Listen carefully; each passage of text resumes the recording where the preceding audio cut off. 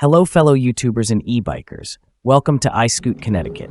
I am your host, Robert G. We are in Connecticut. It is getting near the end of winter. It is still cold out, but we have a brand new HiKeep e-bike to enjoy.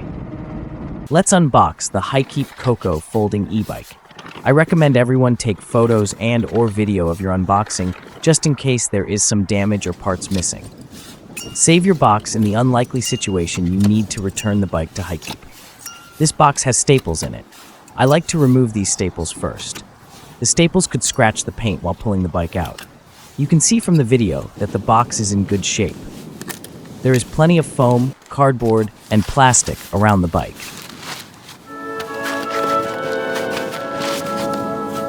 Here is everything that came in the box.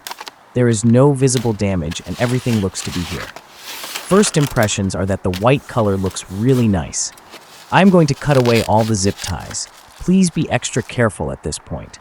It is a common mistake to cut a wire or cable instead of one of the packaging zip ties.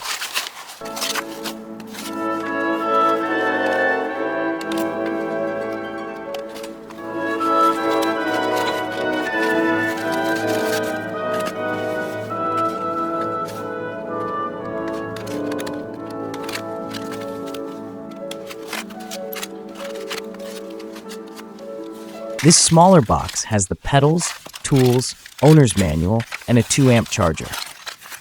You typically get folding pedals with a folding bike, but HiKeep sent regular pedals. I am going to be traveling with this bike, so I will be ordering folding pedals to replace these.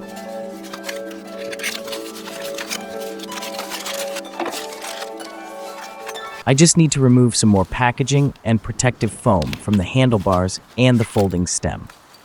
The handlebar stem was already installed by HiKeep at their factory. Just slide the handlebars into the stem and clamp them down. The bar has an indent and only goes in one way. It can be a little tricky because there's only so much slack in all the control cables.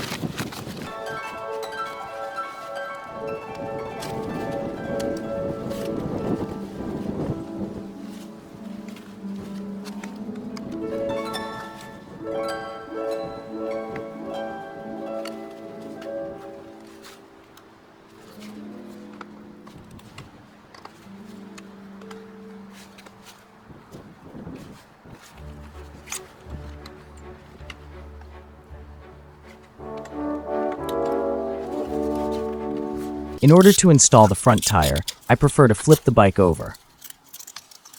To protect the controls and display on the handlebars, I'm using a product called handlebar jacks. They are little tripods that clamp to the grips. I will leave a link in the description of the video to the product. Once the bike is flipped, it is really easy to put on the front tire. First, remove the plastic piece protecting the front forks. Toss it into the shipping box for now. Remove any additional packing material from the front tire and gently slide it onto the front forks. Make sure you carefully line up the brake rotor with the brake calipers.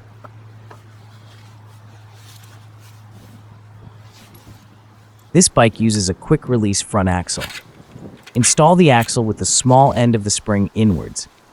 Tighten enough so that the quick release is firmly in place.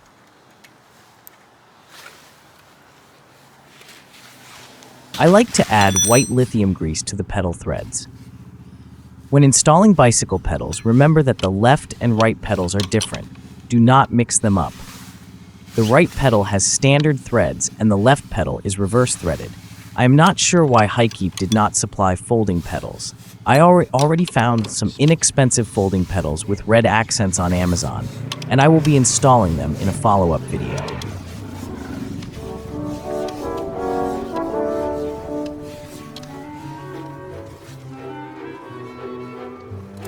The front fender and headlight go on with just one nut and bolt.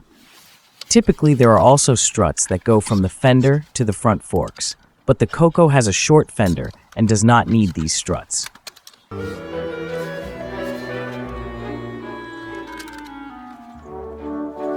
We are finally down to the last step of the setup. The front basket is included with the Coco. That is really nice of HiKeep. Typically, e-bike companies will charge extra for a basket. The basket is held on with 3 bolts. Just be careful to not strip the threads on the frame of the bike. If you get a helper to hold the basket while trying to start the threads, I think that will make it easier. I am all done. Final steps are to fill the tires with air and charge the battery. I will also go through the bike and check everything I did before taking it for a ride.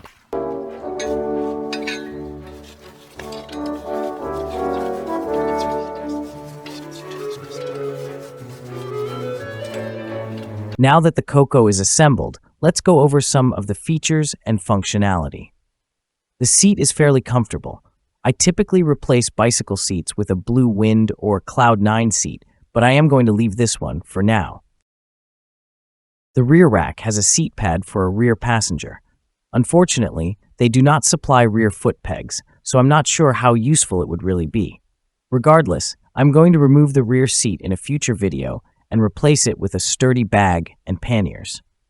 The front forks have suspension built in. The suspension is not adjustable, but that is fine. We just want to soak up some of the bumps and are not going to be riding up and down mountains or in the woods. The lithium-ion battery is 48 volts and 10 amp hours. It has a key lock and its own on-off switch.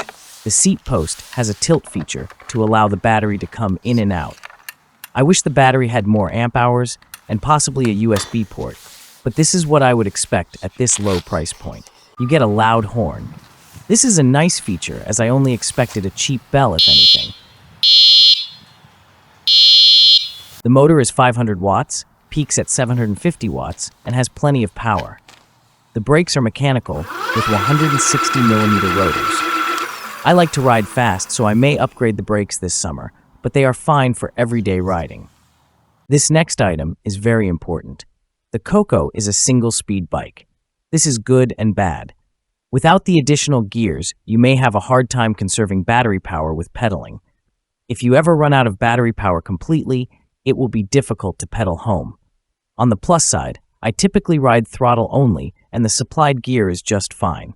It also greatly reduces the complexity of the bike and maintenance. Some people also say that the single speed makes the bike look nicer. I would consider it a personal choice if you want a bike with multiple gears or a single speed bike. The Coco has 16 by 4-inch tires. These are the shortest fat tires you can get. For comparison, I'm showing the Coco next to a bike with 20 by 4-inch tires. This makes the Coco sit much lower and have a lower step-through height than other e-bikes.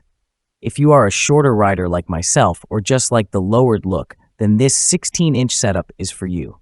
The headlight is a standard e-bike light and horn combination.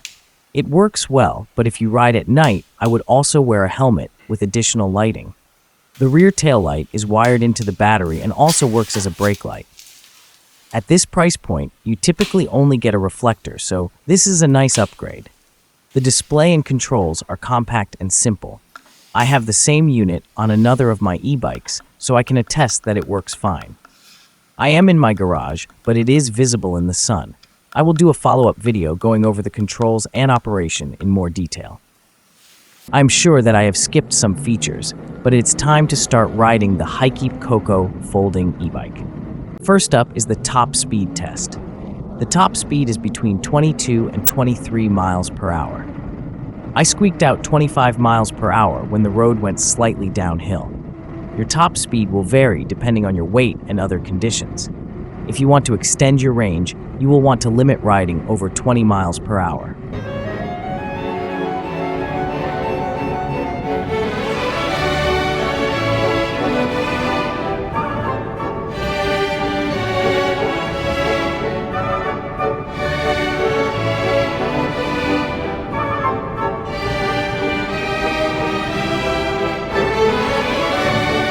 Next up is the hill climb test. I'm going to get a running start. We quickly go past the range of the gears, and any pedaling is just ghost pedaling.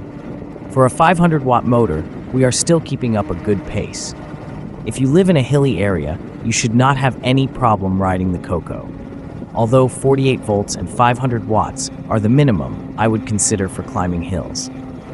Companies have offered me 36-volt bikes, and I have turned those down as they would not be usable in my area. I am going to speed up the video, but please enjoy the rest of the hill climb.